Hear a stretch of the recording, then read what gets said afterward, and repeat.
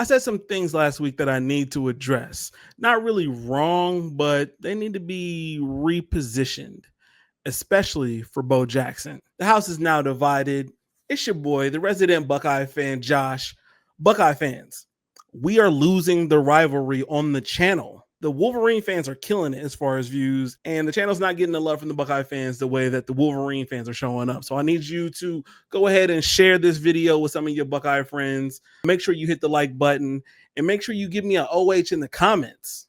Last week, I had a discussion about the fact that a lot of people were demanding some of the younger players get some burn. Now, I'm not usually an opponent to that, especially if people show improve. I think it's a little early coming from week 2, demanding that people get a certain playing time. And especially in the case of people demanding Mylan Graham get some kind of playing time over Brandon Ennis. Brandon Ennis's lack of stats, I guess, if you will, really comes from the fact that they're putting in a lot of double tight end personnel and different formations that really benefit the progress that we've seen in that tight end room. We've got Will Kaczmarek, we've got Max Clare, we've got Jelani Thurman.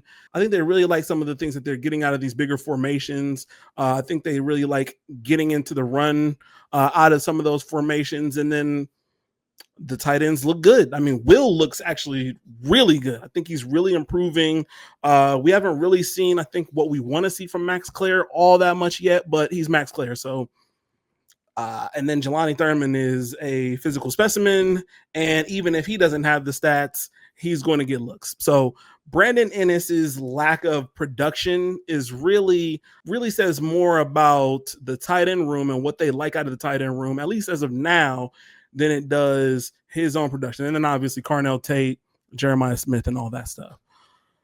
What we're seeing out of this situation with Bo Jackson is a little bit different. Now, last week I mentioned Bo Jackson and said that I wasn't necessarily sure that what I saw in the Grambling State game demanded a lot more playing time from Bo Jackson. I mean, we saw him do well against Grambling State's second team. This time we've seen him do quite a bit better against Ohio University's first team. And along with that, we've seen some of his explosiveness. We've seen some of his footwork. I think he's solid. I think what Ryan Day is saying as of now, that, you know, he's definitely earned himself a little bit more playing time, is valid. He's at times looked like the best running back, especially as it pertains to just the run game. But I'm also not going to take away from Peoples. I think we've seen some really good blocking on a score to Jeremiah Smith from James Peoples specifically. I think James Peoples still had over 6 yards per carry. And I think CJ Donaldson has overpowered guys at times. When he got into the end zone, I think in the third quarter, absolutely overpowered the guy, but he stepped on the line. And then he overpowered some OU players on a third and short in the third quarter. So it's not like CJ Donaldson and James Peoples aren't actually giving us what we want. I will say that the explosiveness and, like I said, the footwork, the vision that I've seen from Bo Jackson in these first couple games does demand more playing time. So I do think they have a three-headed monster. I think we even seen some explosiveness from James Peoples, not quite the same as what we've seen from Bo Jackson. And we have given James Peoples a couple games to show us a little bit more. And unfortunately, it just hasn't happened. I don't think this means that Bo Jackson needs to start now, but I definitely think he should get more looks. But yes, I'm not a huge proponent of automatically just starting these freshmen just because we see these flashes from them from time to time. I think Bo Jackson has just excelled very well, and he continues to do so consistently. So that's a little bit different than demanding Mylan Graham get in over Brandon Ennis after you've seen one catch from Mylan Graham against Grambling State's second team. I am a huge proponent of Bo Jackson getting more playing time. I am not a huge proponent of any receivers getting playing time over Brandon Ennis before Brandon Ennis can show us what he can actually do. I've seen explosiveness from Brandon Ennis. I know Brandon Ennis has the dog in him. Brandon Ennis is a captain. No, it's a completely different argument. Outside of that, the OU game, Not really what we wanted to see from OSU. Still ended up winning 37-9. The second half looked a lot better than the first half. The defense still kind of showed improved, and I'll talk about some things that I liked from the defense and some things that I didn't. It does look like they're developing the defensive tackle room a little bit better. Tywone Malone was in there, I think, quite a bit. I can't recollect any Edric Houston play in this game, but Tywone Malone was out there, and Caden McDonald has been eating all season. And so I do like that. I do like, guys like Will Smith Jr. and Tywone Malone getting some playing time, because we're going to need to continue to develop this defensive tackle room and to, at the very least, meet what the edge rushers are doing in terms of depth with Bo Atkinson, Caden Curry, Kenyatta Jackson, CJ Hicks. Not that they are the pillar of position rooms on the defense, but I would at least like the defensive tackle room to get to that level at the very least. Devin Sanchez got some playing time.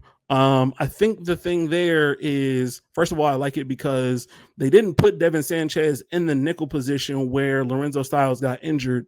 They put him on the outside, so he's got some outside looks. And that tells me that they really like who he is on the outside.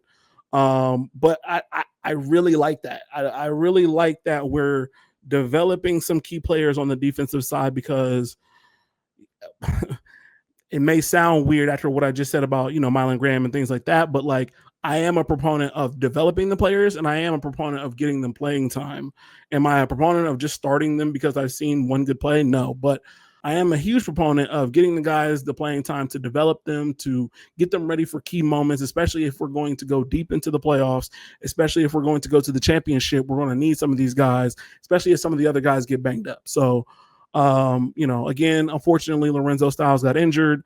It was also unfortunate to see Lorenzo Styles get burnt, I believe, in the second quarter for an OU touchdown. Couldn't make the tackle. Is what it is. I am still a fan of Lorenzo Styles. I do think he's a good player. It was a little tough to see, I guess. The biggest thing on the offensive side in this game was red zone scoring. I do think there was a little bit of an issue with red zone blocking at times as well. I don't know, what was going up on some of those plays, but regardless, getting into the end zone and the red zone, I think, is going to have to be something that they really take a look at in this bye week, because, you're in the red zone. We're Ohio State. We have a pretty good offense. We should be making it happen if we're that close to the end zone. We've got personnel to make it happen. We've got running backs to make it happen. We've got tight ends to make it happen. And if you need to do a fade route to Jeremiah Smith or Carnell Tate, we should be able to make that happen. Julian Sand throws an accurate ball. We should be able to make something happen with literally all the weapons that we have, especially against OU. And so if I had to look at something that was the biggest issue in this game, I would have to say it was red zone scoring. I don't think anybody would disagree with me. If we take advantage of some of those opportunities, that game would have looked a little bit different in the first half. We'd potentially be looking at 14-0 or even 21-0 in the first half, and it doesn't look as bad, especially with, like I said, red zone scoring and Julian Sands interceptions, which I don't think those are his fault, but I'll get to that in a second. I really hope that they're looking at the play calling. I really hope that they're looking at the blocking and seeing what needs to be better executed on, especially when we go against better teams. So, like I said, we do clearly have some things that we need to go in and fix. I do look forward to the bye week to get those things straight. I'll probably go ahead and preview Washington next week.